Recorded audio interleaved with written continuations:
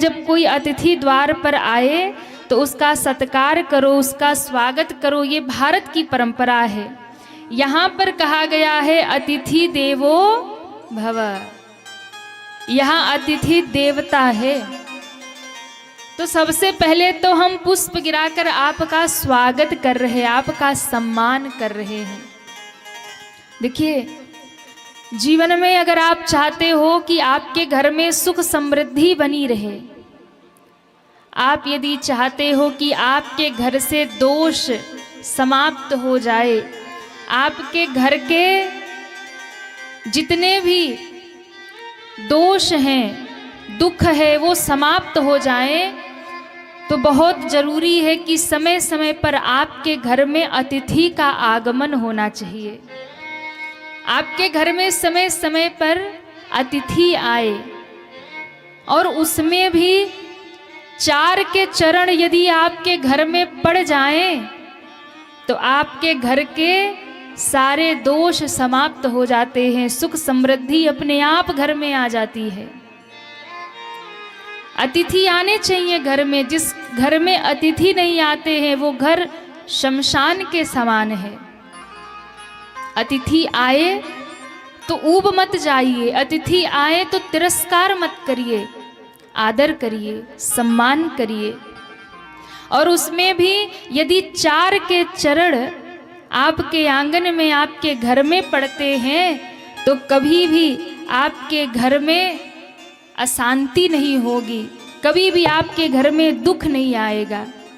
आपके घर में सदैव प्रसन्नता और आनंद रहेगा। तो ये 4 कौन कौन हैं? सबसे प्रथम में जमाता। जमाता समझते हैं? जमाई, दामाद। अलग अलग जगह अलग अलग बातें बोली जाती है।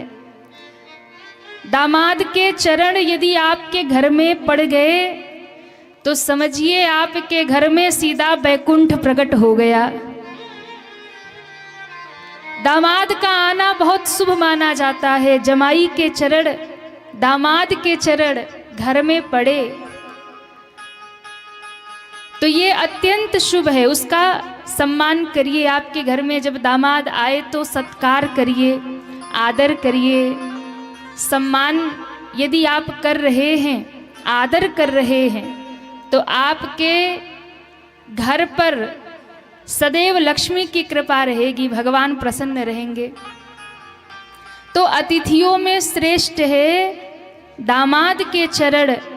वर्ष में एकाक बार आपके घर में पड़ने ही चाहिए, तो आपके घर में सुख समृद्धि बनी रहेगी। उसका, दामाद का सत्कार करिए, आदर करिए, कभी तिरस्कार मत करो, सदैव सम्मान करो।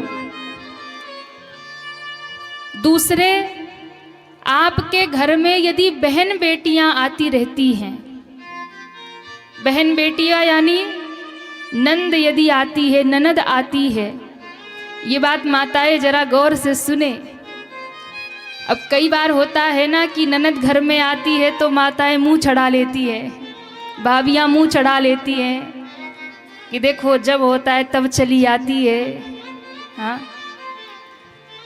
ननद का आना घर में बहुत शुभ माना जाता है। वो उस घर की लक्ष्मी, आपके पूर्व वो घर की लक्ष्मी थी, अब किसी और के घर की लक्ष्मी हो गई। उस ननद का उस घर में बचपन बीता है। वो बहन आपके पति की बहन होगी या आपकी बेटी आने वाली पीढ़ी में, तो बहन बेटियों का आदर और सत्कार घर में होना चाहिए।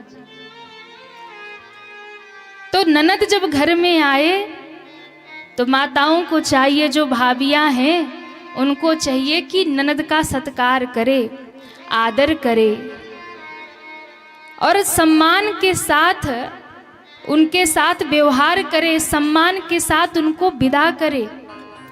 ननद जब घर से विदा हो तो कहकर के भेजो कि फिर जल्दी आना, जब भी याद आए तो चले आना, निमंत्रण की मत सोचना। वर्ष में एक बार ननद का भी घर पे आना बहुत जरूरी है। आपके घर में यदि ननद के चरण पड़ रहे हैं बहन और बेटियां समय समय पर आती हैं और आप उनका सत्कार करके उन्हें घर से विदा करते हैं, तो आपके ऊपर लक्ष्मी नारायण भगवान की कृपा बरस जाती है। आपके घर में सुख समृद्धि सदैव बनी रहती है। जिस घर में बहन बेटियों का सम्मान होता है, तो ननद के चरण घर में पड़ना भी बहुत शुभ माना जाता है। तीसरा है कि आपके घर में भांजे और भांजियों का भी आगमन होना चाहिए, यानी ननद के जो बेटा बेटी हैं, भांजे और भांजी भी समय समय पर घर में आए, उनके चरण यदि घर में पड़े तो उनका चरण प्रक्षालन करना और उनका आदर करना, अच्छे अच्छे पकवान बना करके उन्हें खिलाना, और जब वो घर से आपके विदा हो तो भांजे और भांजियों को सुंदर उपहार देकर, वस्त्र देकर, द्रव्य देकर सत्कार करके उन्हें अपने घर से विदा करना। यदि भांजे और भांजी प्रसन्न होकर विदा हो गए तो आपके घर के सारे दोष दुख दरिद्र समाप्त हो जाते हैं। भांजे और भांजी इनके भी चरण पड़ना बहुत शुभ माना जाता है। और देखिए, भांजे भांजियों का भी अधिकार होता है। मामा के घर जाने की खुशी तो कोई बच्चों से पूछे महाराज। हाँ, देखो अब सबके चेहरे खिल गए हैं। जब कभी अच्छा बड़े हो जाए तो भले ही उतना न जाए नाना नानी के घर, मामा मामी के घर, लेकिन जब बच्चे छोटे होते हैं ना तो बहुत आनंद होता है। कोई कह देना कि अरे मामा घर जाना है, नानी के घर जाना है, तो बच्चों की खुशी देखो। बोले अपने घर में तो दादी डांटती रहती है, दादाजी कहते ही रहते पढ़ ले, ये कर ले, वो कर ले, कुछ मांगो तो रोना पड़ता है, जिद करना पड़ता है। पर नानी के घर तो रोना नहीं पड़ता, जिद करना नहीं पड़ता, जो कहो सोई आ जाता है। कोई डांटने वाला नहीं, कोई बोलने वाला नहीं। मामा भी दुलार करे, मामी भी दुलार करे, नाना नानी भी दुलार करे। तो बच्चों को मामा से बहुत प्रेम होता है। तो कई बार मामियाँ जो होती हैं वो सोचती हैं कि भांजे भांजी ज़्यादा ना आए, खर्चा बढ़ा देते हैं। कई बार पति को आंख दिखाती है कि ज़्यादा मत बुलाया करो, सर पे मत चढ़ाया करो। पर ऐसा नहीं करना चाहिए। जब तक वो छोटे हैं तब तक ही आएंगे, बड़े होने के बाद तो सब अपने अपने में व्यस्त हो जाते। किसको टाइम है कि नाना के घर जाए, मामा के घर जाए? फिर तो रिश्ता ही चलता रहता है, समय पे कभी कोई आ गया, नहीं आया। पर जब तक छोटे हैं तब तक भांजे और भांजी घर में आए तो उनका सत्कार करिए, आदर करिए, क्योंकि भांजे भांजियों को मामा से बहुत प्रेम होता है। जैसे देखो माँ होती है ना, तो माँ में एक ही शब्द है माँ, पर मामा में दो शब्द है माँ माँ। मामा दो बार है, यानी माँ से भी दुगना आनंद, माँ से भी दुगना प्रेम जो लुटाए वही तो मामा है। माँ से भी दुगना प्रेम जो लुटाए वो मामा। तो भांजे भांजियों का आदर करिए। और चौथे नंबर पे आपके घर में संत महात्मा गुरुजनों के चरण जरूर पड़ने चाहिए। वर्ष में एक बार, चलो 6 महीने में नहीं, कभी नहीं तो वर्ष में 2 वर्ष में एक बार अपने घर में अपने गुरु को बुलाइए, अपने सदगुरु को बुलाइए, अपने संतों को बुलाइए, महात्माओं को बुलाइए। आपके घर में संत महात्माओं के चरण भी जरूर पड़ने चाहिए।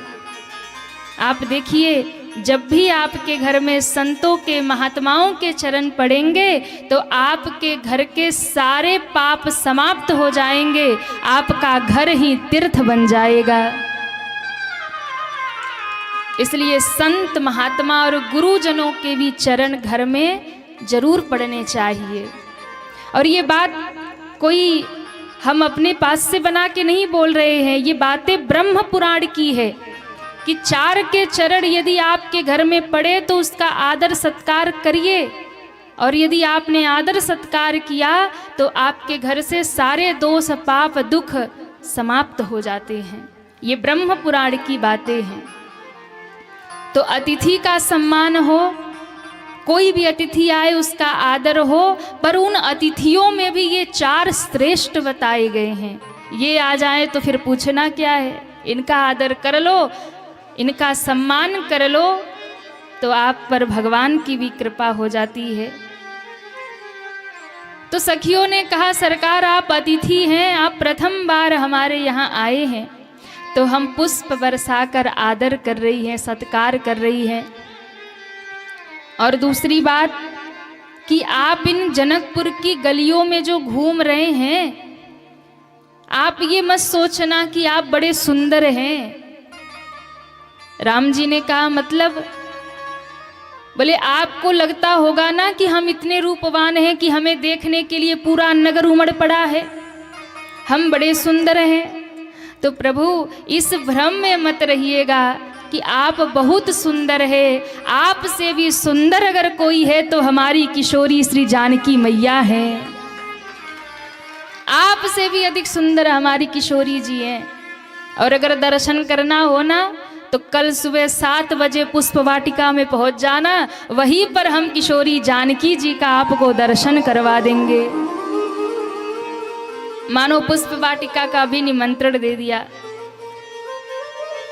पूरी नगरी को भगवान ने अपने वश में कर लिया। और कहते हैं संध्या समय लौट कर भगवान जब आए, तब भगवान गुरुदेव की सेवा करते हैं। रात्रि विश्राम हुआ और प्रातः काल भगवान जगे, गुरुदेव को प्रणाम किया। तो गुरुदेव ने कहा, राम हमें पूजन करना है, तो पूजा के लिए कुछ पुष्प ले आओ।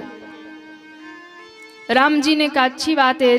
दोनों भैया हाथ में एक एक दोना लेकर के पुष्प तोड़ने चल पड़े। पर पुष्प मिलेंगे कहाँ? राम जी ने कहा, पुष्प लाएंगे कहाँ से?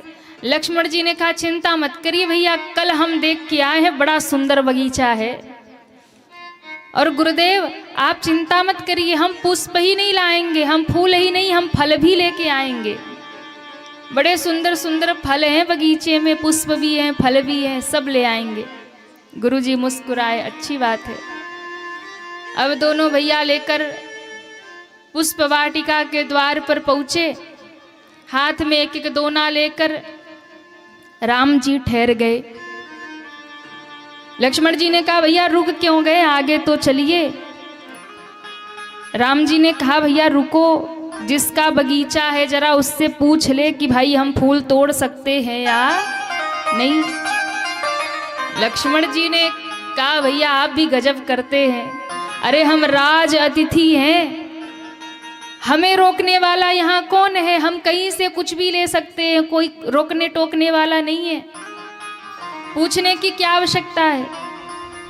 राम जी ने कहा, ये बात तो सत्य है कि हम राज अतिथि हैं, हमें कोई नहीं रोकेगा, कोई नहीं टोकेगा, लेकिन मर्यादा ये कहती है कि भैया किसी का सामान लेने से पहले एक बार उसके मालिक से अनुमति जरूर लेना चाहिए। ये राम जी की मर्यादा है। पुष्प भी लेना है तो चारों ओर देख रहे हैं कि कोई दिख जाए, हम पूछ लें फिर भीतर जाएं। ध्यान रखिए, एक राम जी हैं, चारों ओर देख रहे हैं कि कोई दिख जाए, और एक हम लोग हैं, चारों ओर देखते हैं कि कोई देख तो नहीं रहा है कि नहीं। हम लोग भी चारों ओर देखते हैं, पर इसलिए देखते कोई देख तो नहीं रहा।